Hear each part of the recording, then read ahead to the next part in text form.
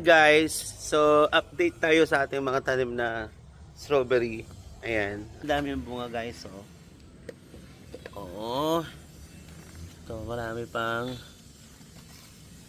papahinog at bulaklak. Dito din, ayan oh. Ayan.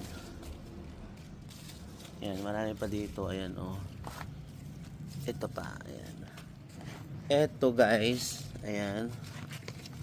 Ito ang laki niya guys, oh. Ayan oh, ang laki. Ayan. 'Di ba? Dami din dito.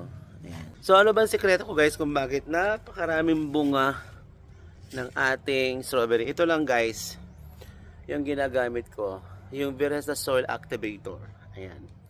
Ano bang ginagawa nito guys? Pinapa-activate nito yung lupa para mabilis na mamunga at mamulaklak ang ating mga strawberry. Ayan.